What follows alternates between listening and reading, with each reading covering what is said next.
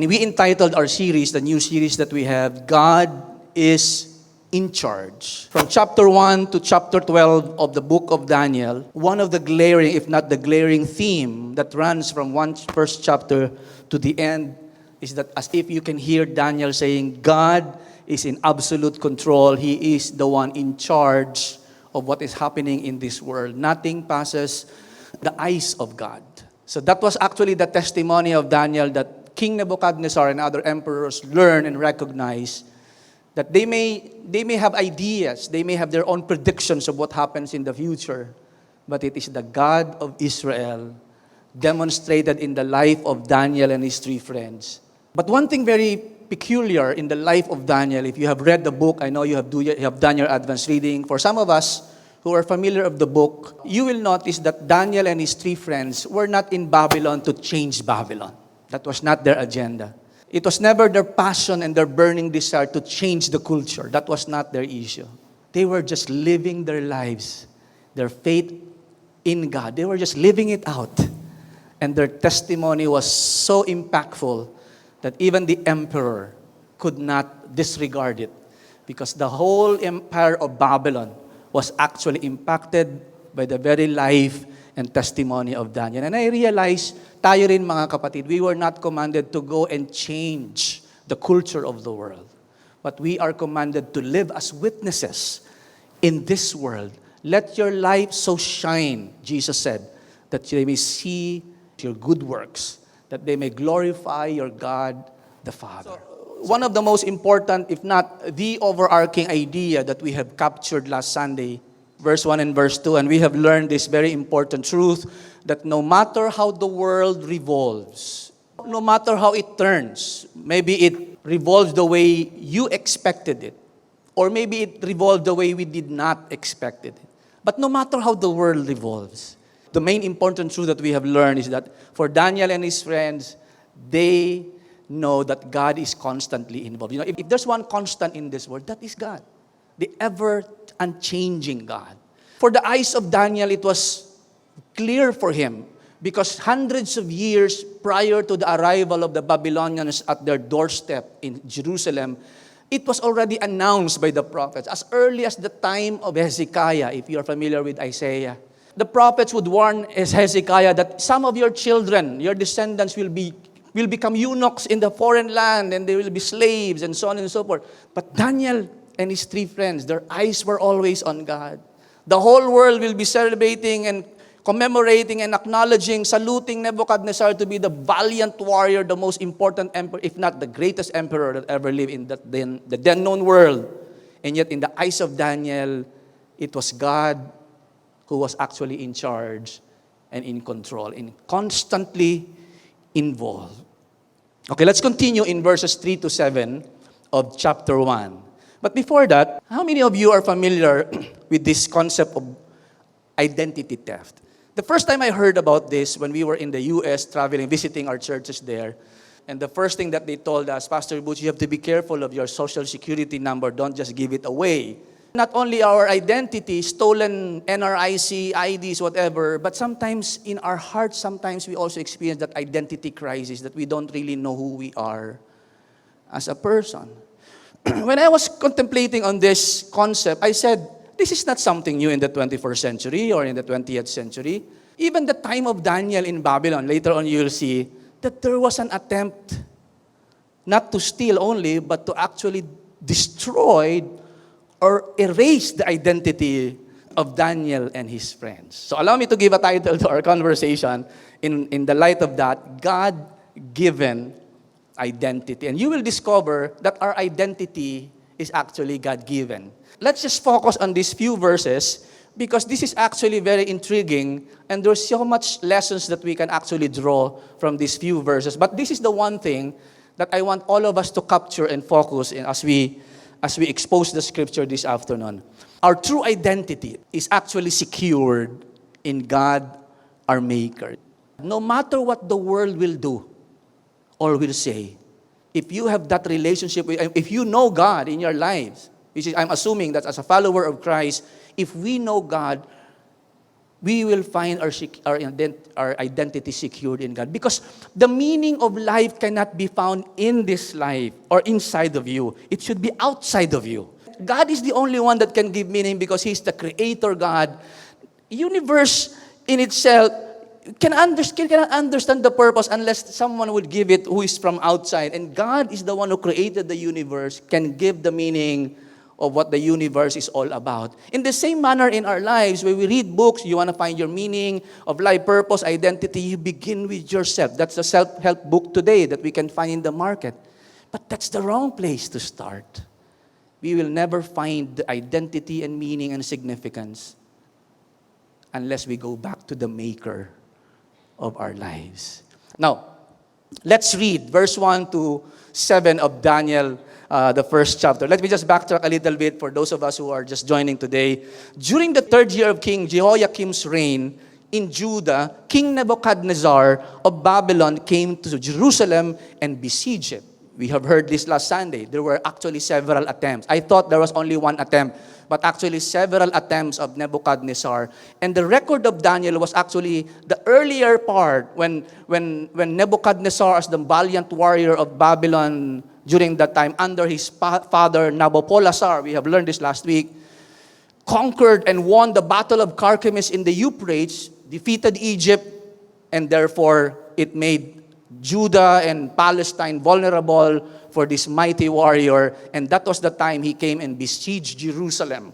That was the familiar year of 586 BC when he destroyed the temple in Jerusalem, ransacked the entire city.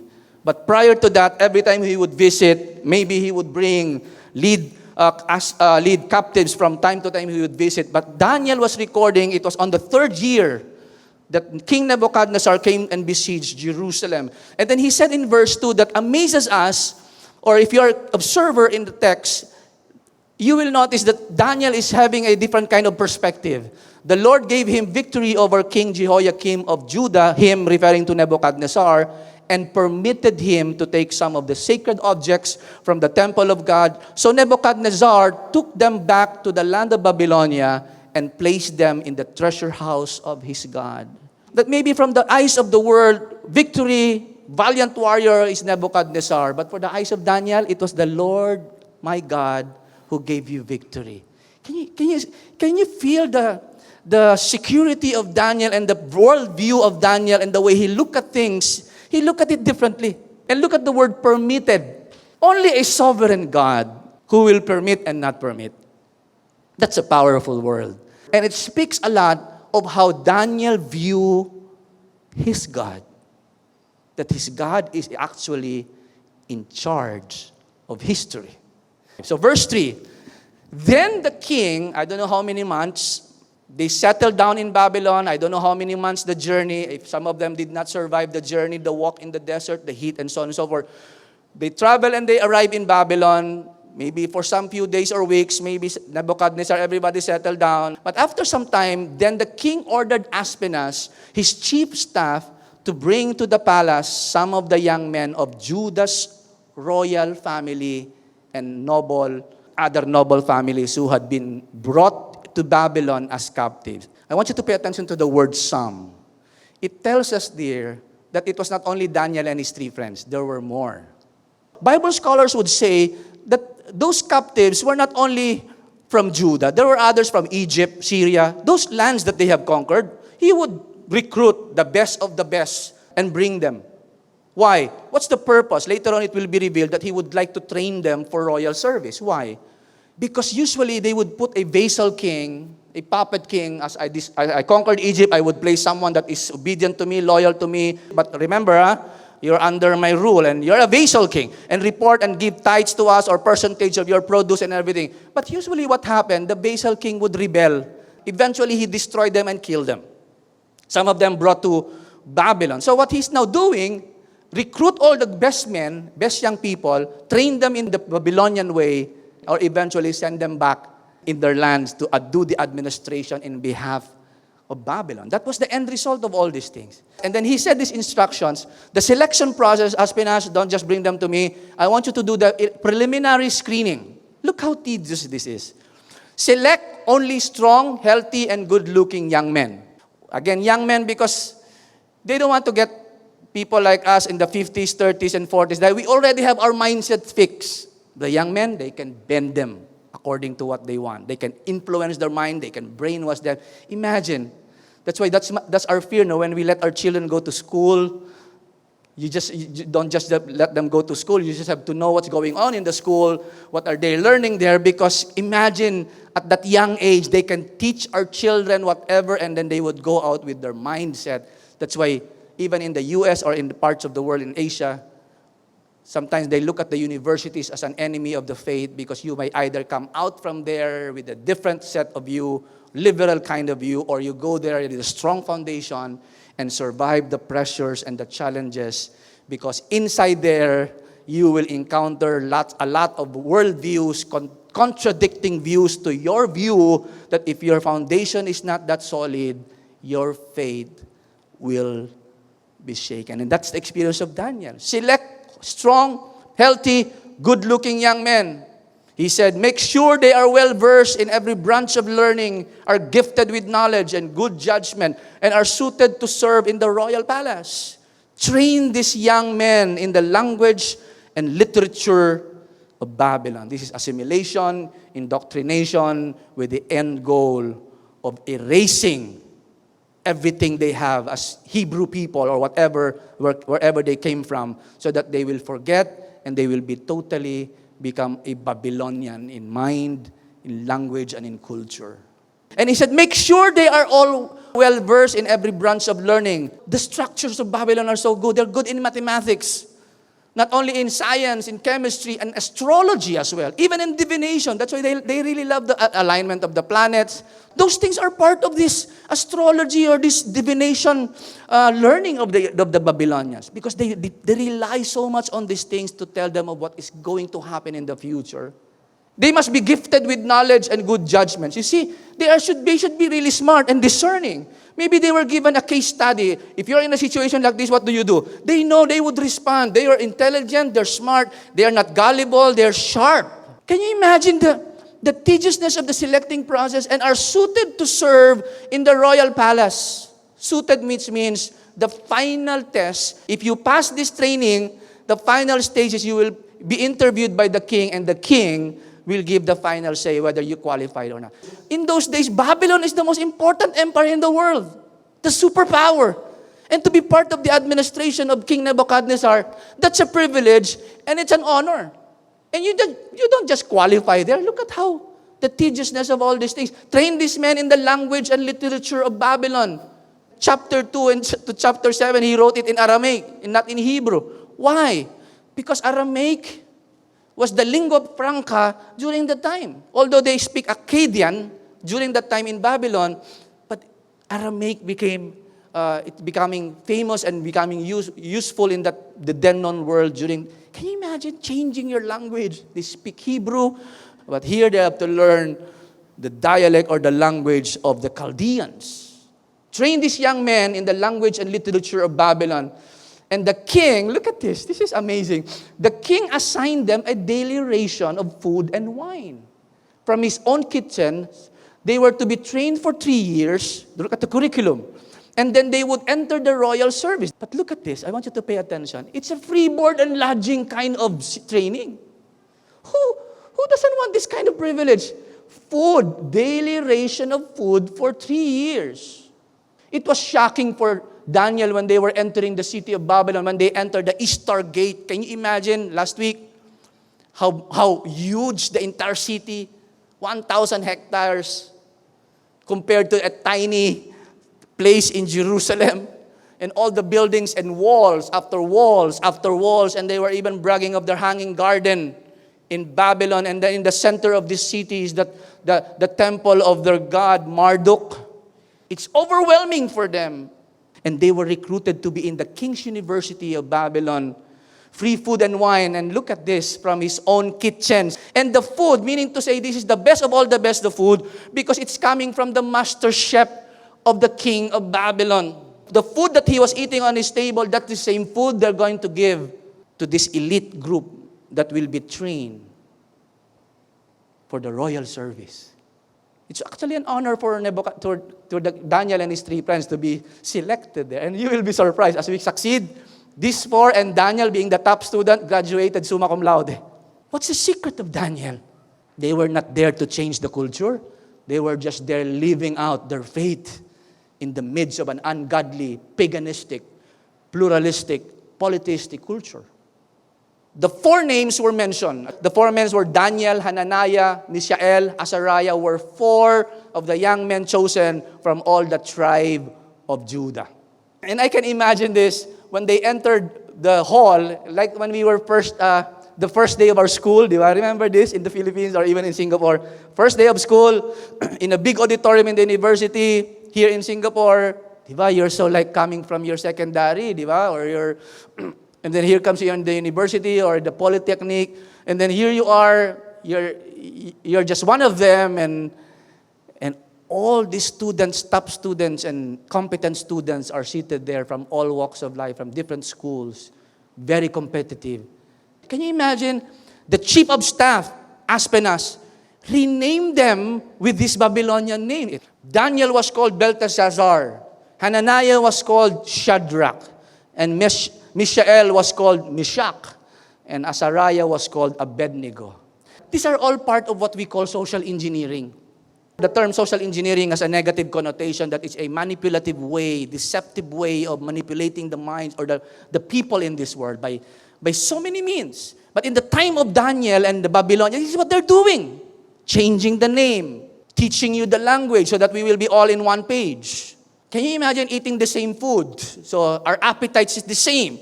So that's the way of how Babylon is trying to lure them with the eventual ultimate goal of forgetting where you came from. By the end of this course, you will be fully pledged Babylonian in thinking and in feeling.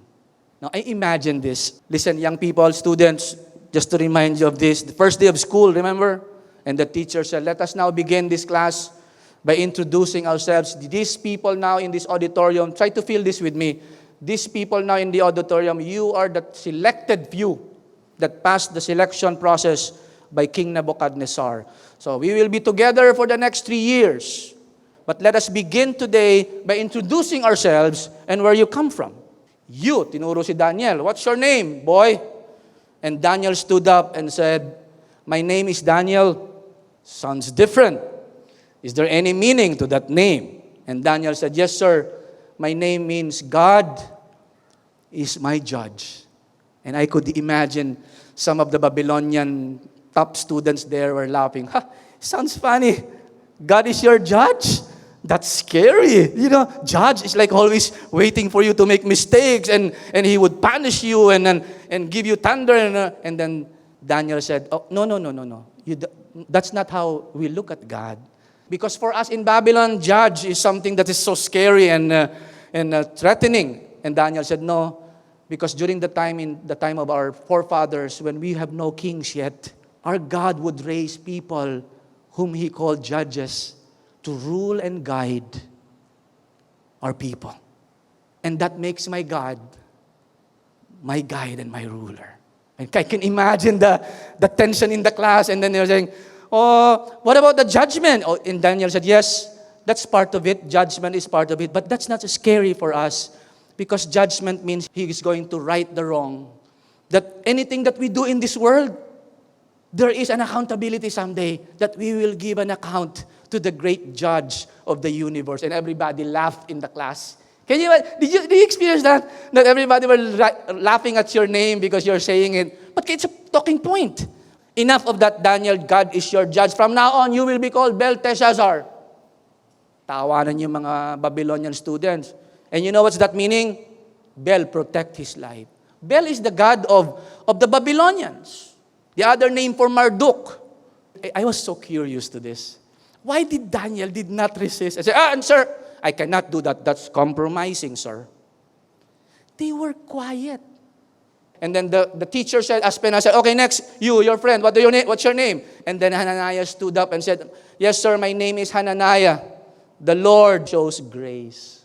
What? And the Babylonian professor and all the students, what's that? So you mean to say, your God, Daniel, is different from your God, Hananiah. I thought in Israel there's only one God.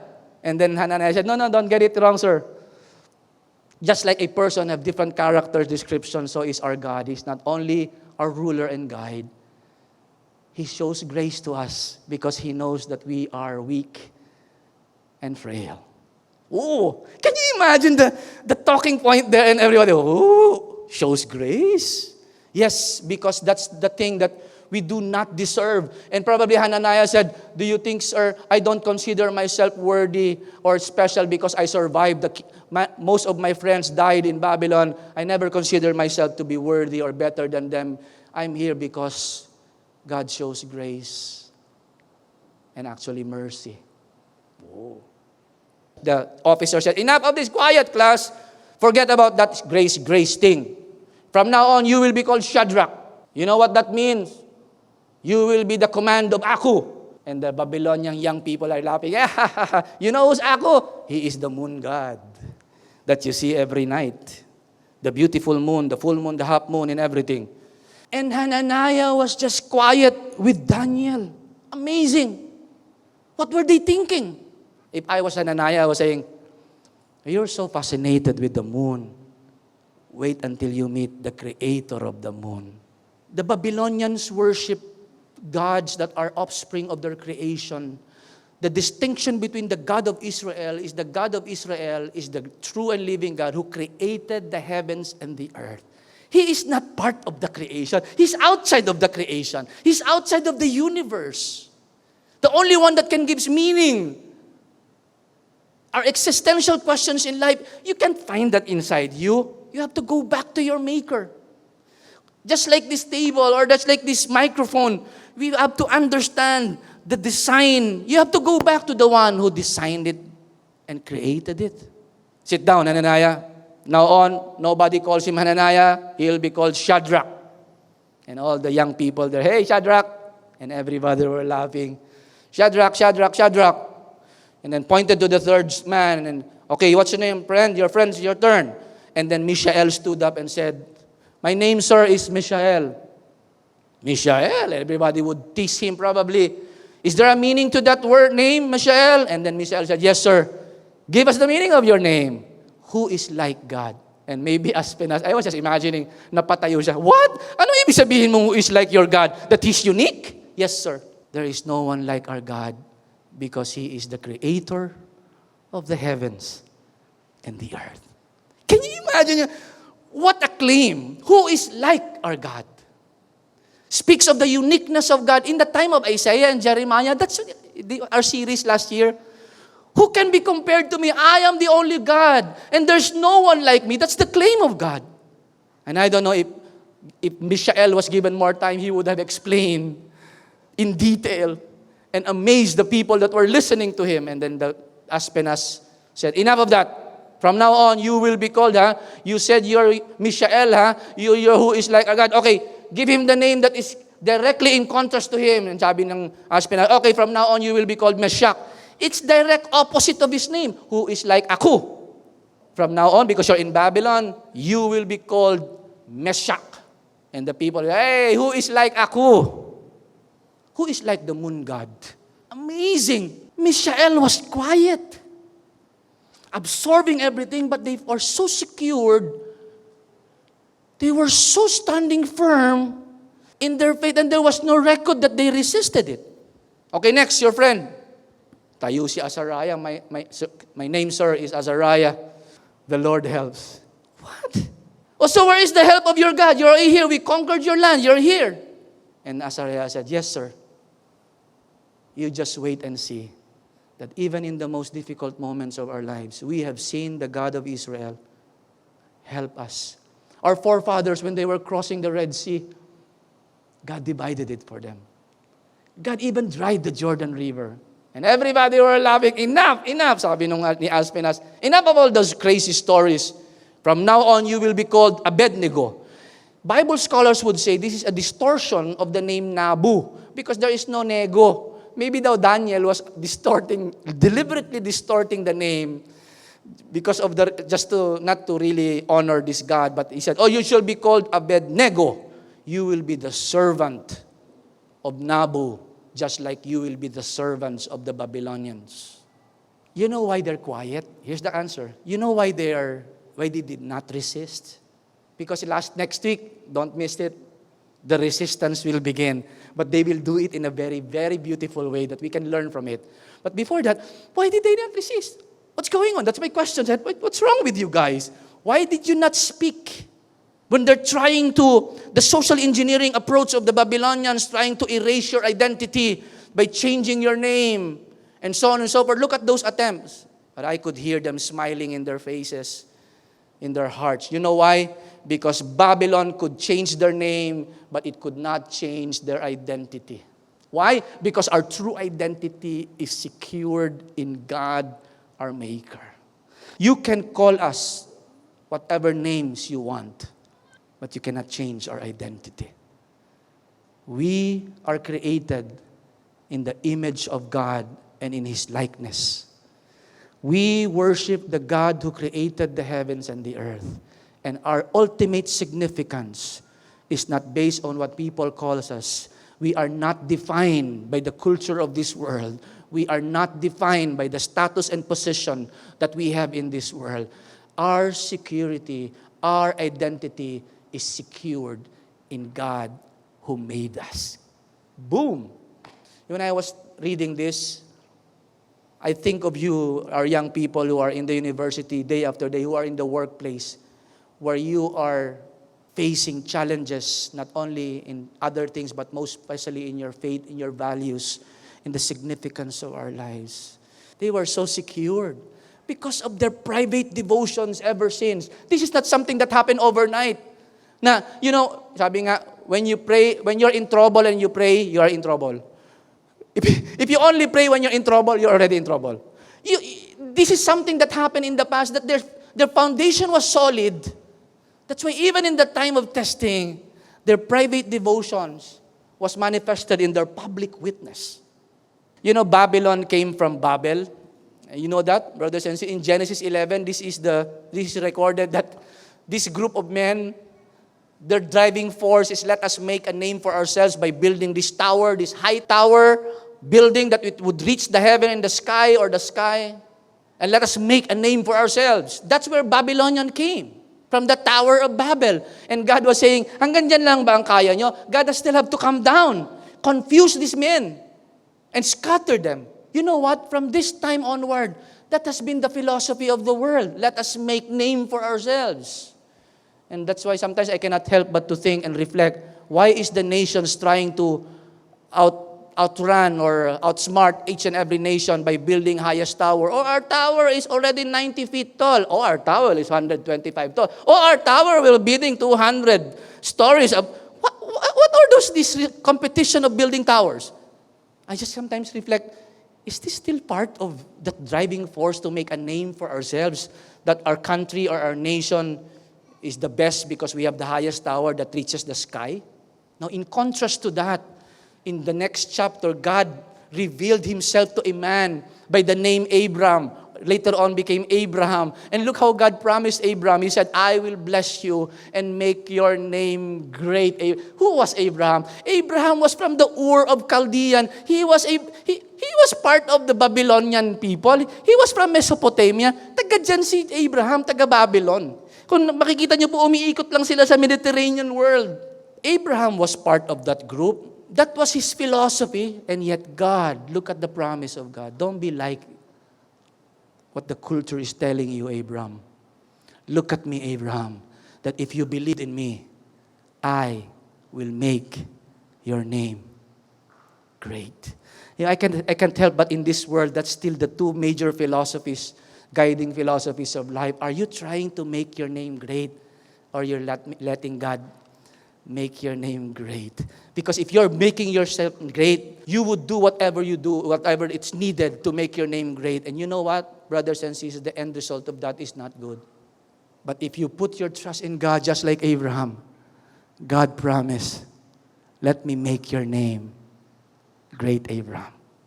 And from Abraham, the nation of Israel was born. So our identity and significance comes from God.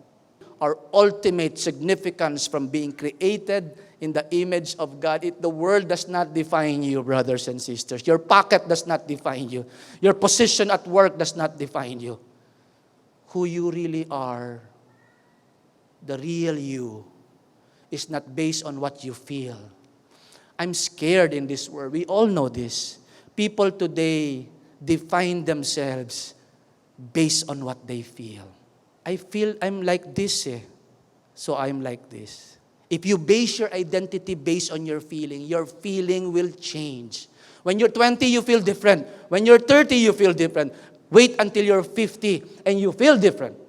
But your identity does not depend on your feeling or whatever the culture is saying simply because you have this urge and you have this struggle or you have this tendency that is who you are. We are created in the image and likeness of God, which means to say, if the world wants to know who God is, the best thing that they should do is to look at the human being, because we are the closest thing that they can see God, because we reflect God in our lives. Yes, because of the fall of Adam, we have been broken. That image has been marred and broken, but we still carry the image of God. And if you will put your trust in Jesus, that image is being restored and can only be restored in Christ.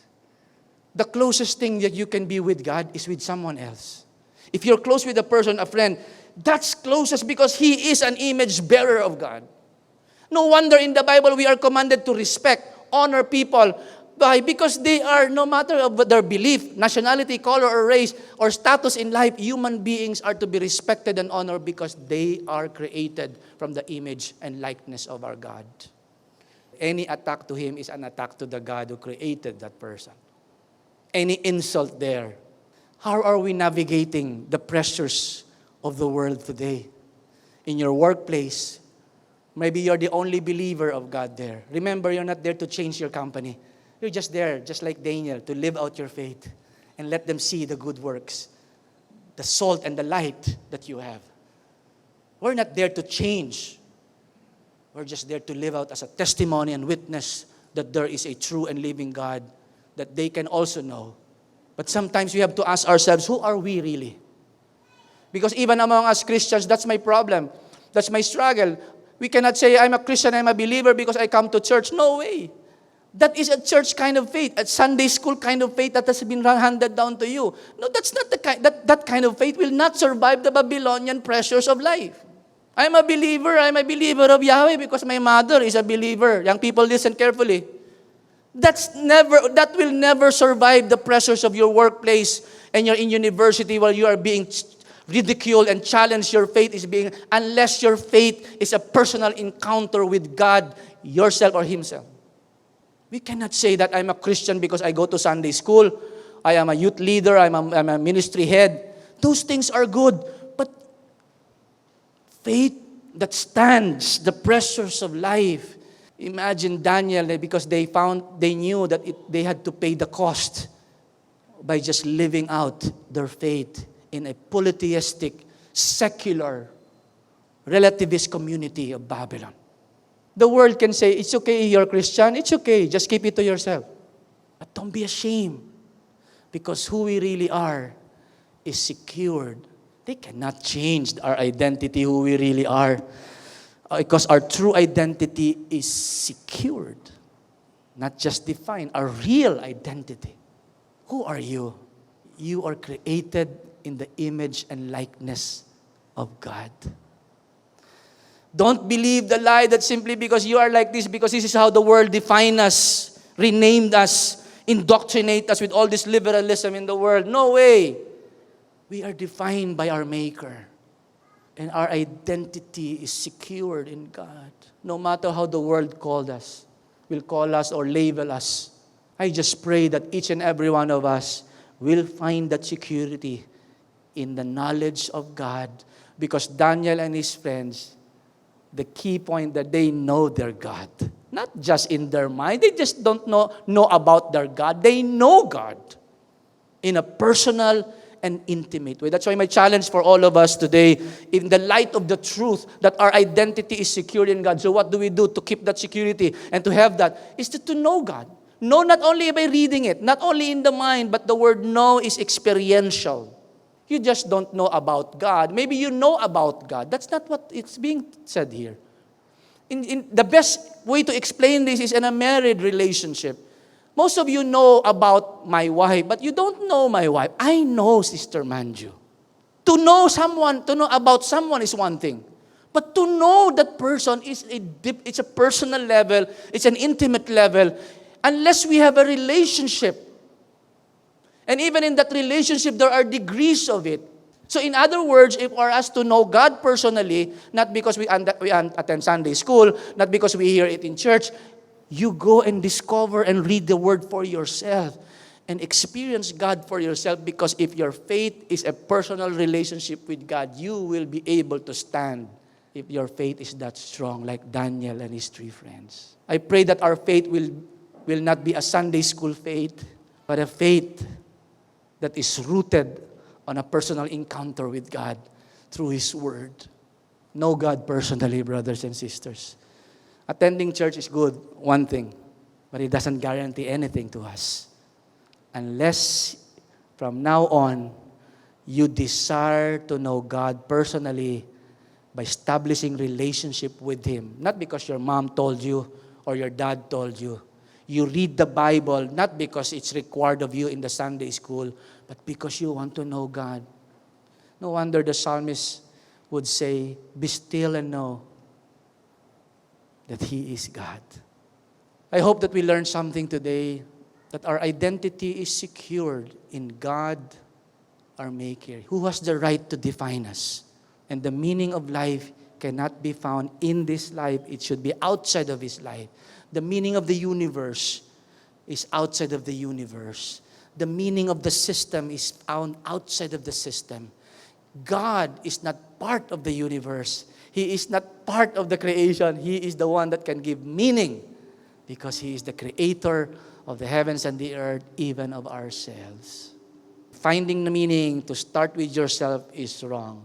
Starting with ourselves, I hope that by starting there, it will lead you back to God, because there is no answer there. The answer lies on the God who made us. Would you bow your heads before the Lord? Lord, I pray for each and every one of us, not only for our young people who are here and our guests and visiting friends, but for each and every one of us. It is good to ask ourselves, do we really know You on a personal level? Father, I pray that may You guide us, lead us, continue to reveal Yourself to us. My prayer for each and every one of us, that we may know You personally in a relationship with You. By reading Your Word, attending church services like this, serving You in the different ministries, living our lives, as we grow in our faith, we grow also in our knowledge and in the grace of You. We just entrust our lives to You. Bless each and every one of us for Your glory.